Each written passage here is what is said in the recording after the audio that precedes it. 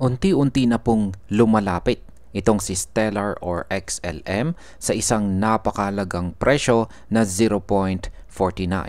Para sa marami pong traders, ang zone na ito ang maaring maging susi kung magtutuloy or magpapatuloy ba sa XRP sa kanyang pag-akyat o kung muli po siyang mahihirapan.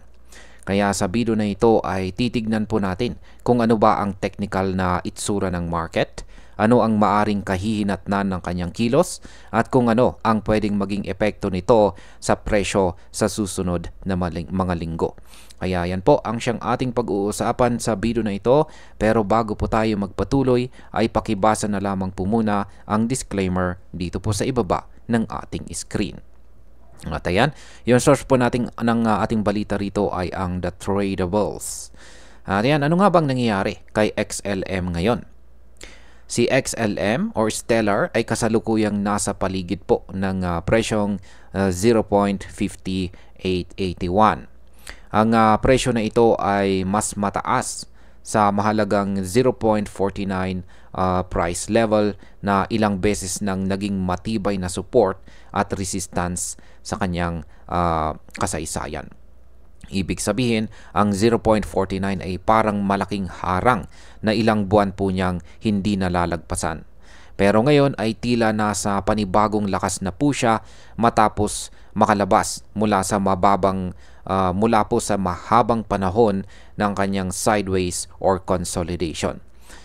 Kaya ang possible market impact po dito ay kapag nagtagal siya sa itaas ng 0.49, mas lalaki ang kumpiyansa ng mga buyers at pwedeng magpatuloy ito sa mas mataas na presyo.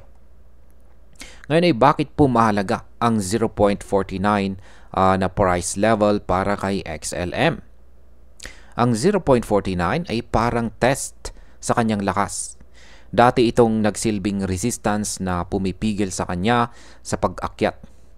Ngayon na nasa ibabaw na siya ng zone na ito, sinusubukan niyang ipakita kung kaya niya itong hawakan bilang bagong support. Kung matagumpay po niyang maipagtanggol ang presyong ito, ang susunod na target ay nasa 0.66 or 66 cents.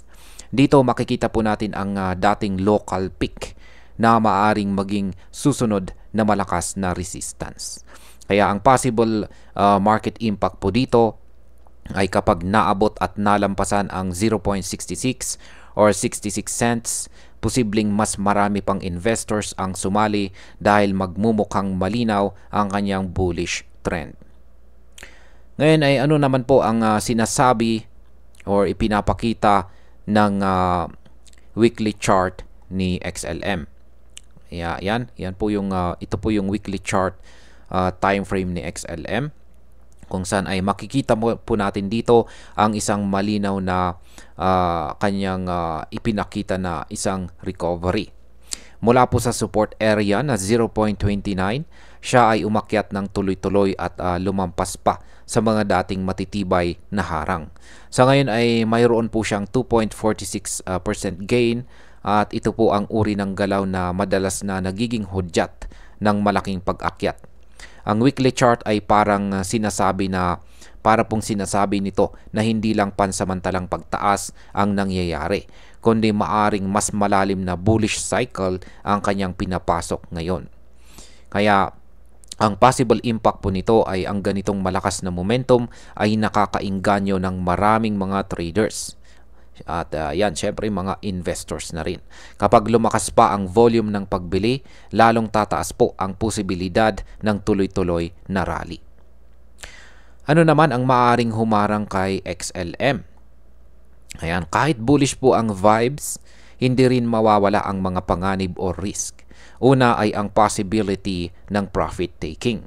Ibig sabihin, yung mga traders na bumili or nakabili sa mas mababang presyo ay maaari po silang magbenta na ngayon para makuha ang kanilang kita or gain. Pangalawa ay ang resistance po na nakaabang rito sa presyong 0.66. Kahit pa malakas ang kanyang momentum, kapag masyado ng marami ang sellers sa price level na yan, ay pwede po itong maging hadlang sa kanyang pag-akyat. Kaya ang possible market impact po dito ay kapag nagkaroon ng matinding selling pressure, posible po siyang bumalik sa ilalim ng 0.49. At kung mangyari po yan, maaari itong magdala ng takot sa market at baka bumaba pa siya muli sa 0.41 na zone. Ano naman po ang kahulugan nito para sa market sentiment? Ang kasalukuyang galaw ni XLM ngayon ay malinaw na nagpapakita ng renewed interest mula sa mga buyers. Ang kanyang resilience o kakayahang manatili sa ibabaw ng mga critical level ay nagbibigay po ng kumpiyansa na ang kanyang trend ay papunta sa mas positibong direksyon. Sa kabilang banda, kung hindi po niya mapanatili ang kanyang lakas sa 0.49, maaari pong magbago ang narrative at bumalik ang market sa pagdududa. Bilang panghuli, si XLM po ay kasalukuyang nasa isang napaka-importanting yugto ngayon. Matagumpay po siyang nakalampas sa 0.49 at ngayon ay sinusubukan po niyang panatilihin ang kanyang lakas sa zone na ito.